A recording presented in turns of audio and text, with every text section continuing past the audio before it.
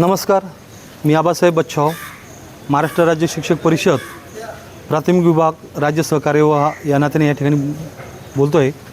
मित्रो, आपल्याला सगळ्यांना ज्ञात आहे की उद्या आपल्या नंदुरबार जिल्ह्यासह संपूर्ण महाराष्ट्रातून उद्या आपल्या न्याय हक्कासाठी, आपल्या मागण्यांसाठी आपण एक दिवसीय धरणे आंदोलन जिल्हाधिकारी कार्यालय येथे करत आहोत. मित्रो, आपल्याला ज्ञातच आहे की शासनाने गेल्या अनेक वर्षापासून शिक्षकांची अतोनात अशी पिळवणूक सुरू केलेली आहे. मग त्यामध्ये BLO सारखे कामं असतील, TET सारखा अन्यायकारक GR लादणे, त्याचप्रमाणे अशैक्षणिक कामांचा बोजवारा, पदोन्नतीमध्ये चुकीचं या ठिकाणी निवड करणे, अशा असंख्य प्रश्नांसाठी शिक्षकांवरती खूप मोठ्या प्रमाणावर अन्याय होतो आहे. आणि या अन्यायाला वाचा फोडण्यासाठी, अन्यायाला विरोध करण्यासाठी उद्या आपण सर्वजण मोठ्या संख्येने जिल्हाधिकारी कार्यालय नंदुरबार येथे एकत्र जमत आहोत. तरी मी या आपल्या न्यूज चॅनलच्या माध्यमातून सर्वांना आवाहन करू इच्छितो की उद्या जास्तीत जास्त बांधवांनी आणि बंधू भगिनींनी त्या ठिकाणी 3 ते 5 या वेळेमध्ये आपली उपस्थिती नोंदवा आणि आपली एकजूट शासनाला दाखवून द्या. कारण जोपर्यंत आपण आपली एकजूट दाखवणार नाही तोपर्यंत शासनाचे सुद्धा डोळे उघडणार नाहीत. आणि म्हणून आपण सगळ्यांनी उद्या आपले कितीही महत्त्वाचे कामं असू द्या, शेवटी आपल्या न्याय हक्कासाठी एक दिवस आपल्याला त्या ठिकाणी वेळ द्यायचा आहे. आणि म्हणून आम्ही सगळ्या मध्यवर्तीच्या माध्यमातून, कारण आपल्या नंदुरबार जिल्ह्यातील जेवढ्या 29 संघटना आहेत, या संघटना या आपल्या प्रश्नांसाठी, आपल्या लढ्यासाठी एकत्र आलेल्या आहेत. आणि आपल्या नंदुरबारमध्येच नव्हे तर संपूर्ण महाराष्ट्रामधील जेवढ्या काही संघटना आहेत, या संघटनांचा एकत्रित मध्यवर्तीच्या माध्यमातून रूपांतर झालेलं आहे. आणि या मध्यवर्तीच्या माध्यमातून मी सगळ्यांना आवाहन करतो की जास्तीत जास्त संख्येने आपण त्या ठिकाणी उपस्थित राहा. नमस्कार, मी अशोक देशले, जिल्हाध्यक्ष अखिल नंदुरबार जिल्हा प्राथमिक शिक्षक संघटना आणि वरिष्ठ सल्लागार मध्यवर्ती प्राथमिक शिक्षक संघ समूह नंदुरबार जिल्ह्यातील सर्व प्राथमिक शिक्षक बंधू भगिनींना एक नम्र आवाहन करतो की उद्या 9 जुलै 2026 रोजी राज्यव्यापी शाळा बंद आंदोलनाचं आवाहन मध्यवर्ती संघाच्या समूहाच्या वतीने करण्यात आलेलं आहे. त्याचबरोबर 11 तारखेला शनिवारी देखील धरणे आंदोलन जिल्हाधिकारी कार्यालयांसमोर करण्याचं अखिल भारतीय प्राथमिक शिक्षक संघाने ठरवलेलं आहे. मित्र हो, ही वेळ का आली, ही गरज का आली, याचा एक थोडक्यात सगळा परिपाक सगळ्या माझ्या जिल्ह्यातील शिक्षकांना माहिती आहे, सगळेजण ज्ञात आहेत. सगळ्यात प्रथम मुद्दा आहे TETचा. TET 1 सप्टेंबर 2025 रोजी जो सर्वोच्च न्यायालयाचा निकाल लागला आणि त्या निकालात सगळ्या शिक्षकांना TET बंधनकारक करण्यात आली. तो निर्णय सगळ्या भारतभरातील प्राथमिक शिक्षकांसाठी, 1ली ते 8वी शिकवणाऱ्या शिक्षकांसाठी सगळ्यात मोठा घातक आहे. तो बदलावा, त्याला विरोध करावा. जर ते TET घ्यायचीच असेल तर विभागीय किंवा जिल्हा पातळीवर घ्यावी, ही एक आमची मागणी आहे. दुसरी मागणी आहे पदोन्नतीचा विषय. पदोन्नती हा प्रत्येक घटकातील, प्रशासनिक घटकातील प्रत्येक केडरमध्ये सेवाज्येष्ठता आणि पूर्वानुभव लक्षात घेऊन पदोन्नत्या होतात.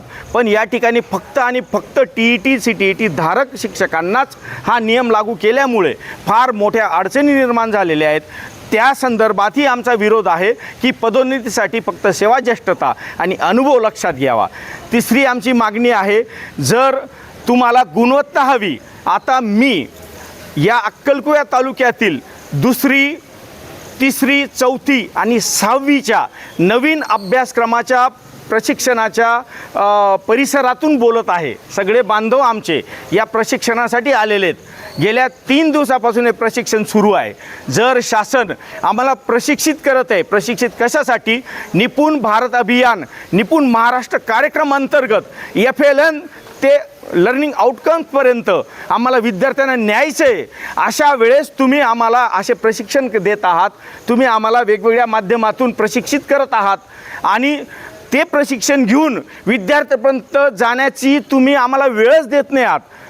SIRचं काम आहे, जनगणना आहे, भाराभर ॲप्स आहेत, खूप काही रोजचे फोटोज आहेत, योजना आहेत, प्रकल्प आहेत, अभियानं आहेत, कार्यक्रम आहेत. ते करत करत प्राथमिक शिक्षकाचा वेळ त्याच्यात जातोय. नंदुरबार जिल्ह्यात खऱ्या अर्थाने 90% शाळा द्विशिक्षकी आहेत. द्विशिक्षकी शाळांमध्ये एक शिक्षक प्रशिक्षणात अटकतो, एक शिक्षक शाळेवर थांबतो. शाळेवर असलेल्या शिक्षकाला सुद्धा दररोज या ऑनलाईन ऑफलाईन पद्धतीच्या सगळ्या उपक्रमांची, सगळ्या कार्यक्रमांची, सगळ्या नियोजित दररोज चालणाऱ्या शालेय कामाची नोंद ऑनलाईन करावी लागते. याच्यात आमचा वेळ जात नाही का? ज्या उद्देशाने जर तुम्ही हे प्रशिक्षण पूर्ण राज्यभर आयोजित केलेलं आहे, तो उद्देश सफल होईल का? तर एक विनंती आहे, आमचा आंदोलनात तिसरा मुद्दा, आमच्याकडून अशैक्षणिक कामं काढून घ्या, आम्हाला शिकवू द्या, आम्हाला फक्त विद्यार्थी घडू द्या, आम्हाला समाजाचं भलं करू द्या, शाळेचा दर्जा उंचावू द्या. मित्र हो, सगळ्यांना, माझ्या शिक्षक बंधू भगिनींना, सगळ्या समाजातील सगळ्या थोर मोठ्यांना, सगळ्या संस्थांना आणि सगळ्या जे प्रमुख पदाधिकारी अधिकारी असतील सगळ्यांना एक विनंती आहे, हा प्राथमिक शिक्षकांचा आवाज शासन प्रशासनापर्यंत या उद्याच्या आणि शनिवारच्या आंदोलनाच्या माध्यमातून पोचवा. आमची मागणी रास्त आहे. आम्हाला TET नको. ज्याने 30-30, 20-20, 35-35 वर्ष नोकरी केली आहे त्याला TET असेल तरच तो सेवेत कार्यरत राहील, सेवा साथीत राहील, अन्यथा 31 ऑगस्ट 2028ला घरी जाईल. हा कोणता न्याय आहे? हे चुकीचं होतंय. त्यानंतर या भारताच्या संविधानातील प्रशासनिक सगळ्या केडरांना फक्त अनुभव आणि सेवा ज्येष्ठता पाहून जर पदोन्नती दिली जात असेल तर फक्त शिक्षक केडरमध्येच TET CTET ते पण 1/9/2025 पूर्वी झालेला पदोन्नती का? हा एक विषय. तिसरा, अशैक्षणिक कामं आमच्यापासून काढा, आम्हाला शाळेचा दर्जा उंचावू द्या, समृद्धी करू द्या, आमच्या बालकांचं भलं करू द्या, त्यांना घडू द्या आणि या महाराष्ट्राला, या देशाला पुढे जाऊ द्या. अशा मागण्यांसाठी आम्ही उद्या 3 ते 5 या वेळेस जिल्हाधिकारी कार्यालयासमोर धरणे आंदोलन करत आहोत. शाळा बंद आंदोलन करत आहोत. सगळ्या घटकांनी यासाठी समजून घ्यावं. शिक्षक म्हणून आमची भावना फक्त शिक्षकांनीच नाही तर समाजातील, महाराष्ट्रातील सगळ्या घटकांनी भावना समजून घ्यावी अशी विनंती करतो. त्याचबरोबर 11 तारखेला देखील आमचं धरणे आंदोलन आहे एका संघटनेचं पूर्ण देशभरात, काश्मीरपासून कन्याकुमारीपर्यंत, ओरिसापासून गुजरातपर्यंत. ते पण आंदोलन पूर्ण भारतभर आहे. ते आंदोलन धरणे आंदोलन आहे. 9 आणि 11 तारखेचे आंदोलनं गृहीत धरा. आमच्या पाठीशी सगळ्या समाजाने उभं राहावं अशी विनंती करतो. कारण शाळा, विद्यार्थी आणि शिक्षक जगेल, टिकेल, वाचेल तर हा देश समृद्ध मोठा होईल.